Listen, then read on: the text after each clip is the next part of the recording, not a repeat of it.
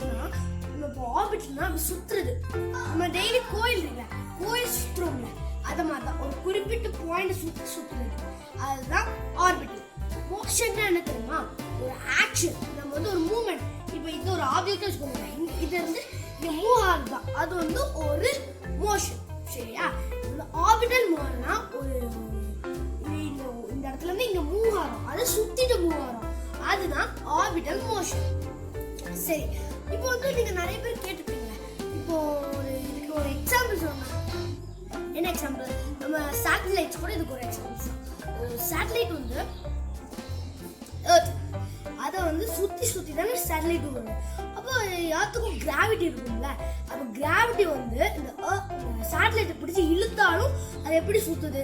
ஏன்னா ராக்கெட் வந்து ஸ்பேஸ்க்கு போய் சுற்ற ஆரம்பிச்சிடும் எர்த்தை சுற்றிட்டே இருக்கும்போது இது வந்து இந்த ஒரு ராக்கெட் பார்ட்ஸ் வந்து ரிமூவ் ஆகி இந்த பேலாட் லாஸ்ட் வந்து அந்த சேட்டலைட்டா அது வந்து இருக்கும். சேட்டலைட்டும் கண்ட்ரோல் பண்ணுவாங்க.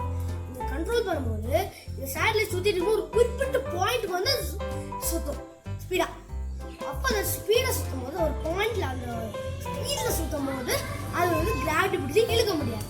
சரி ஃப்ரெண்ட், இப்போ வந்து இதுக்கு ஒரு எக்ஸ்பெரிமெண்ட் பண்ணி பார்க்கலாம். எக்ஸ்பெரிமெண்ட் வந்து நமக்கு வேண்டிய திங்ஸ் என்னன்னா பாட்டில், ரப்பர், த்ரெட், அதுக்கடுத்து ஸ்ட்ரா. சரி, ஃபர்ஸ்ட் வந்து நம்ம பாட்டில கொஞ்சம் வாட்டர் பிடிச்சிக்கோங்க. இந்த மாதிரி ஒரு ஃபிங்கர் அளவுக்கு இருக்கணும். சரியா? இந்த மாதிரி அது அளவு மெஷர்மெண்ட் இருக்கும். குட்டி பாட்டில் எடுத்துக்கோங்க. குட்டி பாட்டில் இருந்தால் கொஞ்சம் மேக்னெட்டிக் நல்லா இருக்கும். அதுக்கடுத்து நம்ம உங்கள் ஹைட்டுக்கு லெக்ல இருந்து ஹெட் வரைக்கும் ஒரு ஹைட்டுக்கு லென்த் எடுத்து நீங்கள் வந்து த்ரெட் எடுத்துக்கணும். அதுக்கடுத்து ஒரு எண்டை வந்து இந்த த்ரெட்ல இந்த மாதிரி ட்ரை பண்ணிக்கோங்க. அதுக்கடுத்து இன்னொரு ஃப்ரீயாக தானே இருக்கும். அதுக்குள்ள நம்ம ஸ்ட்ராங் வந்து இப்படி நீளமாக தானே இருக்கும். அதை வந்து இப்படி பிடிச்சி பாம்பை விட இவ்வளோ பெருசு இருக்கும். இவ்வளோ பெருசு எடுத்துட்டு அதை வந்து நம்ம இந்த த்ரெட்டுக்குள்ளே இன்செர்ட் பண்ணி முடிச்சுட்டு நம்ம ரப்பர் சொல்லுவோம்ல, எரேசர்ல இந்த மாதிரி டைட்டாக கட்டிக்கணும். டைட்டாக கட்டினா நம்ம ஆக்டிவேட் பண்ணி முடிச்சிட்டோம். இது வந்து இப்போ எப்படி யூஸ் பண்ணணும் அப்படின்னு பார்க்கலாம். இப்போ நம்ம ரப்பர் எரேசர் வந்து சேட்டலைட். இப்போ வந்து நம்ம ஸ்ட்ராலாம் இதை நம்ம ஹோல்டா இப்படி பிடிச்சிட்டு சுத்த ஆரம்பிச்சோன்னே கொஞ்சம் கொஞ்சமாக ஒரு ஹைட்டாக இதை வச்சுட்டு மெதுவாக சுத்தம் போது இது வந்து கீழே போடுறா. நம்ம எர்த் வந்து பிடிச்சி இழுக்கல, ஒன்று நான் விட்டுட்டேன் போது, அதாவது இப்போ வந்து நம்ம இதை வந்து கொஞ்சம் மிக்ஸ் பண்ணிக்கலாம். மிக்ஸ் பண்ணிட்டு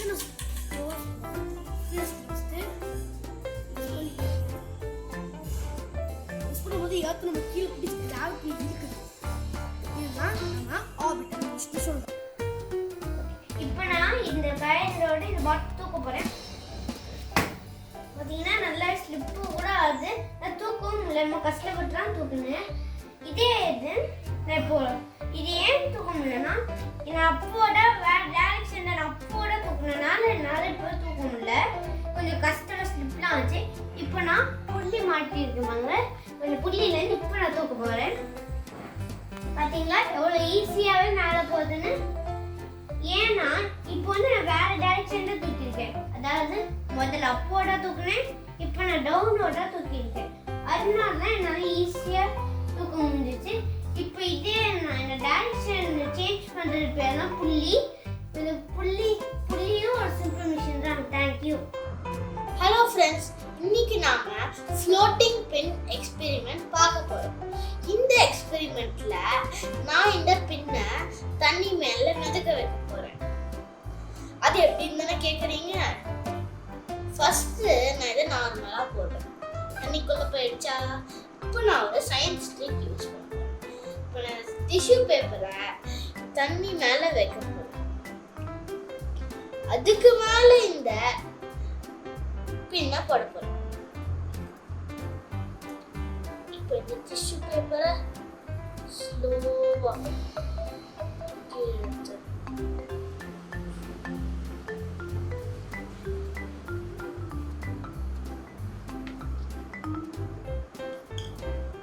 இது எப்படின்னு தானே கேக்குறீங்க?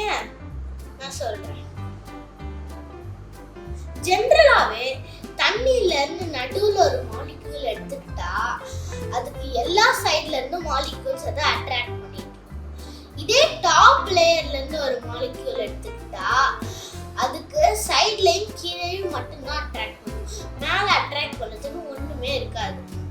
அதனால இந்த டாப் லேயர்ல இருக்க மாலிக்யூல்ஸ் எல்லாம் சேர்ந்து ஒரு லேயரை உருவாக்கும். அது பேர் தான் சர்ஃபேஸ் டென்ஷன். இந்த ப்ராப்பர்ட்டியை யூஸ் பண்ணி தான் இன்னைக்கு நாம இந்த பின்னை மெதுக்க வச்சோம். Thank you. Wow.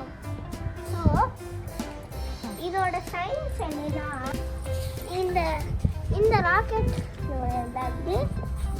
எக்ஸாம்பிள் நம்ம ஒரு 10 லக்கேஜ் எடுத்துகிட்டு போகிறோம் ஏர்போர்ட்டில். அப்போ தான் எங்களுக்கு தெரிஞ்சிச்சு 10 லக்கேஜ் போகக்கூடாதுன்ட்டு. இது ஏர்போர்ட் போலீஸ் வந்து என்ன சொல்லுவாங்க? Hello everyone, I'm Bhavishya. I'm just a playtime teacher, one of our community helpers. As a teacher, it's my duty to teach children like you. Mainly, I teach science to my students. In addition, I teach moral values like honesty, discipline, etc. If anyone does not understand, I will teach them again and again. I like my students very much and they also like me. At last, a good teacher is like a candle, as it consumes itself to light the way for others. The teacher does. So we have to respect teacher and obey them with affection. Thank you.